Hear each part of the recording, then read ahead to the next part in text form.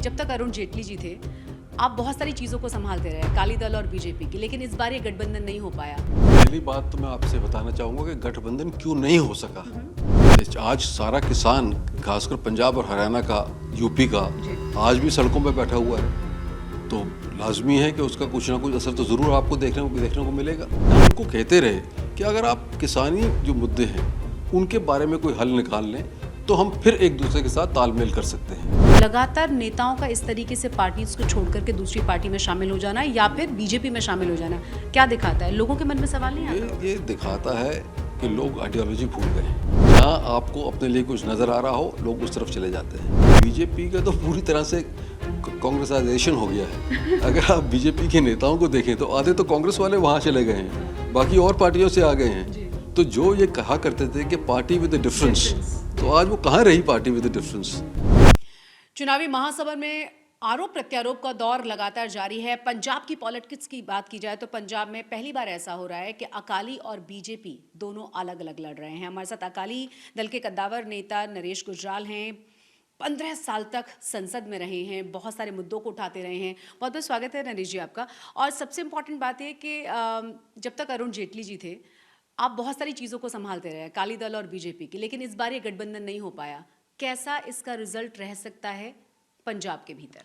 देखिए, पहली बात तो मैं आपसे बताना चाहूँगा कि गठबंधन क्यों नहीं हो सका। किसानों को मुद्दों को लेकर हमने सरकार छोड़ी थी। आपको याद होगा जब वो 3 काले कानून लाए गए तो हमारी पार्टी ने उसका खुल के विरोध किया। उस वक्त हरसिमरत कौर बादल ने कैबिनेट से अपना इस्तीफा दिया और उसी मुद्दे पर हम अलग अलग हुए।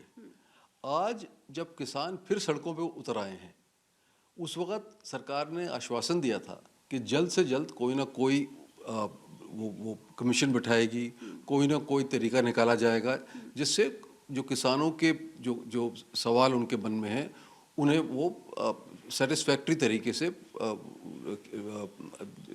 जैसे आप कहिए कि एड्रेस भी करेगी और सॉल्व करेगी। हमने एक उस वक्त नारा तो दिया कि किसानों की आमदन दुगनी हो जाएगी, लेकिन आज अगर आप जाके देखिए पंजाब में जो किसान की हालत है, हालांकि पंजाब का किसान हिंदुस्तान के बाकी किसानों के मुकाबले में ज़्यादा प्रॉस्परस है, उसके बावजूद फिर भी किसान की हालत बहुत ख़राब है। तो जब किसान को आपने उस वक्त इन कानूनों को लाकर या कोशिश की इन कानूनों को बनाने की, और कानून बना भी दिए गए, बाद में वापस लेने पड़े, तो आपने एक इनसिक्योरिटी उनके मन में डाल दी। तो आप कह रहे हैं कि जो हंगामा, जो ज़बरदस्त तरीके का हमने आंदोलन देखा है, उसका सीधा सीधा फर्क इन लोकसभा चुनावों पर पड़ेगा? आज सारा किसान, खासकर पंजाब और हरियाणा का, यूपी का, आज भी सड़कों पर बैठा हुआ है, तो लाजमी है कि उसका कुछ ना कुछ असर तो ज़रूर आपको देखने को मिलेगा। त्रिकोणीय जो मुकाबला हम देखते थे, अब ये 4 कोणीय मुकाबला पंजाब में देखने को मिलेगा। ये आपने ठीक फरमाया, इस बार 4 पार्टियां बीच में हैं। कांग्रेस, अकाली दल जो ट्रेडिशनल जिनका मुकाबला हुआ करता था, हम हमेशा बीजेपी हमारे साथ हुआ करती थी, वो जूनियर पार्टनर थे, हम सीनियर पार्टनर थे, अब अलग अलग हो गए। जो आपने पहला सवाल उठाया कि हम क्यों नहीं इकट्ठे लड़ सके, उसका मेन कारण ये है, हम उनको कहते रहे कि अगर आप किसानी जो मुद्दे हैं उनके बारे में कोई हल निकाल लें तो हम फिर एक दूसरे के साथ तालमेल कर सकते हैं, लेकिन बदकिस्मती थी वो बात नहीं बन सकी। तो आज हमें एक दूसरे के खिलाफ लड़ना पड़ रहा है। जब आपको याद होगा वाजपेयी जी और बादल साहब ने जब ये 1998 में शायद ये किया था पैक्ट, तब उस वक्त बादल साहब ने कहा था मैं अनकंडीशनल सपोर्ट दे रहा हूँ बीजेपी को, और वो हमारी अनकंडीशनल सपोर्ट हमेशा रही इनके साथ, लेकिन इस मुद्दे पे आके हमें टूटना पड़ा।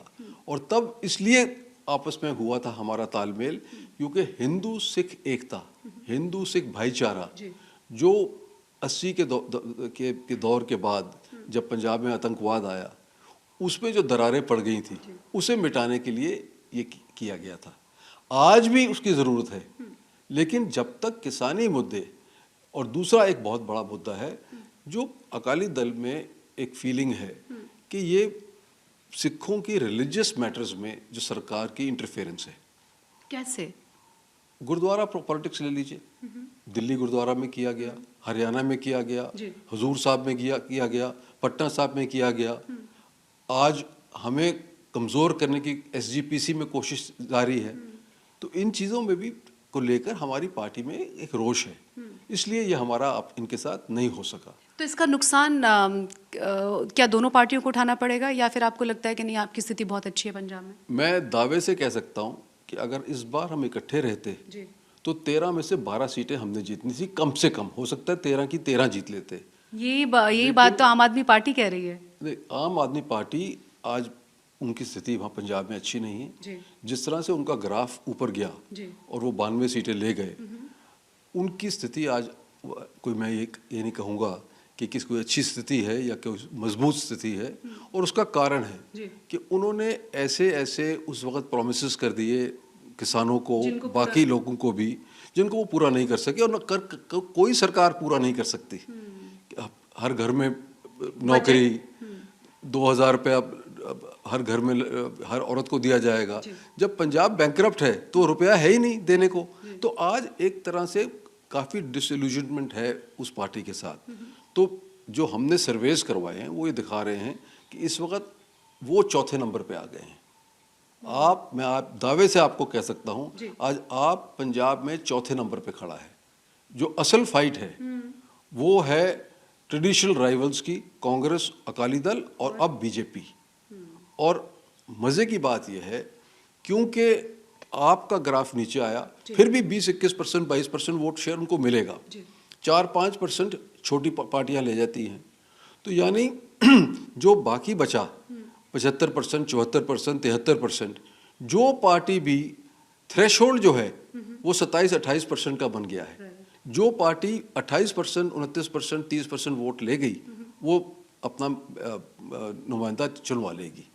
तो इसलिए ये बड़ा इंटरेस्टिंग अब कॉन्टेस्ट पंजाब में होने वाला है।